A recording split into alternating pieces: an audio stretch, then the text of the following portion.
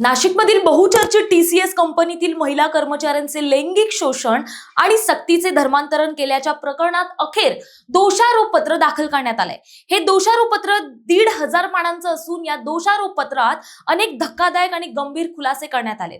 1,500 पानांचं हे दोषारोपपत्र कसं तयार करण्यात आलं आणि त्यात नेमके गंभीर खुलासे कोणते समजून घेऊ। नमस्कार, मी प्राची शिरकर, आपण पाहत आहात प्रहार न्यूज लाईव्ह। गेल्या अनेक दिवसांपासून नाशिकचे टीसीएस प्रकरण राज्यात चर्चेत आहे। नाशिकच्या टीसीएस कंपनीतील महिला कर्मचाऱ्यांचे लैंगिक शोषण आणि सक्तीने धर्मांतरण हे प्रकरण समोर आलं आणि राज्यात एकच खळबळ उडाली। या प्रकरणाचे गांभीर्य लक्षात घेऊन पोलीस आयुक्त संदीप कर्णिक यांनी विशेष तपास पथक म्हणजेच एसआयटी स्थापन केली।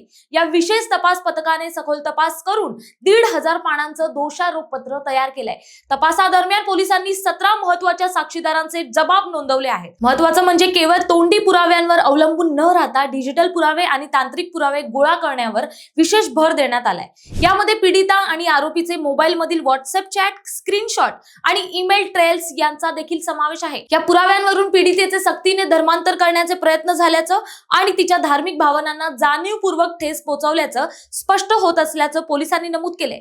तसेच पीडितेचे नाव बदलण्याच्या उद्देशाने तिची मूळ कागदपत्रे आरोपींनी स्वतःच्या ताब्यात घेतल्याचं समोर आलं असून ती कागदपत्रे पोलिसांनी जप्त केली आहेत। देवळाली कॅम्प पोलीस ठाण्यातील मुख्य प्रकरणात दोषारोपपत्र दाखल करण्यात आलंय। म्हणजे संबंधित महिलांच्या तक्रारीवरून देवळाली कॅम्प आणि मुंबई नाका पोलीस ठाण्यात एकूण 9 गुन्हे दाखल करण्यात आले होते।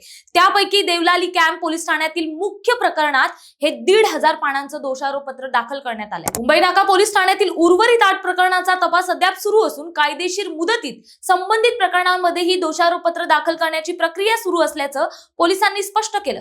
मुळात अशा घटना घडूच नये म्हणून सरकारने काय खबरदारी घेणं अपेक्षित आहे, तुम्हाला काय वाटतं कमेंट करून नक्की सांगा।